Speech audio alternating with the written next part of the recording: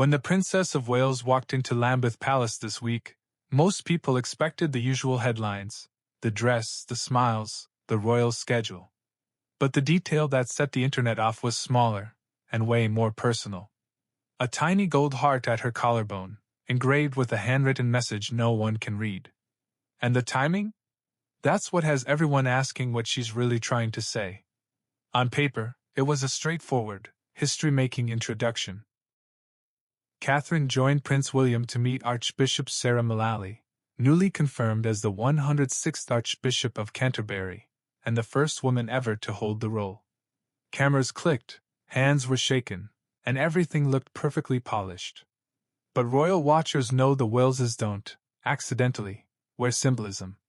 Not when the whole room is about legacy. Catherine leaned into a rich, cocoa-toned look. A custom-textured Edeline midi dress, a long brown Catherine Walker coat, and John Vito Rossi heels. Elegant, yes, but the necklace is what changed the whole mood. It's Daniela Draper's Gold Keeper's heart trace chain, made with recycled 9-karat gold and described as a piece that symbolizes love and connection. The pendant is engraved in a handwritten style, but the inscription itself is still private. That one missing detail turned a fashion note into a full-blown mystery. And the reaction online was instant. People weren't just saying, pretty. They were saying, meaningful. Because Catherine has a track record of wearing jewelry that quietly points to family, especially Daniela Draper pieces that have sparked chatter before. So the moment a new heart pendant appears at a faith-focused engagement, fans start connecting dots. Is it a message to her children? A phrase between her and William? A personal reminder she's choosing to carry in public? None of that is confirmed, but the guessing is exactly the point. Now zoom out, and the meeting itself gets even more loaded. Mullally's installation at Canterbury Cathedral is set for March 25th, and her appointment arrives after the church faced intense scrutiny following Justin Welby's resignation amid criticism over how safeguarding allegations were handled. In other words, this wasn't royals popping in for tea.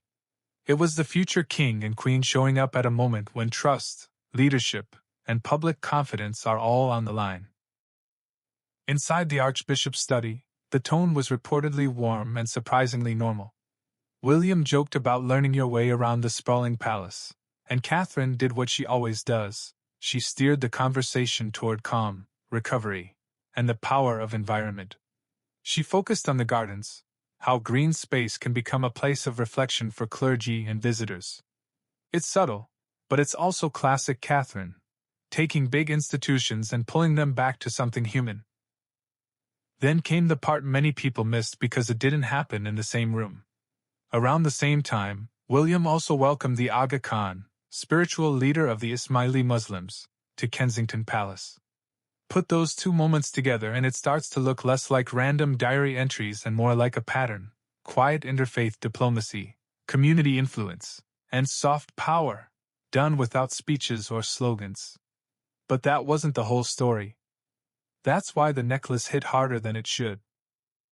Because when a royal chooses a heart pendant labeled love and connection, engraved in handwriting, and keeps the message hidden, it feels like a private anchor turned public. Just enough for people to feel it, not enough for anyone to prove it. And that's Catherine's sweet spot: controlled intimacy, carefully offered. So yes, it's just jewelry. But in royal language, small choices are the loudest. A first-ever female archbishop. A church rebuilding credibility. A future queen wearing a handwritten message over her heart, and letting the world wonder what it says.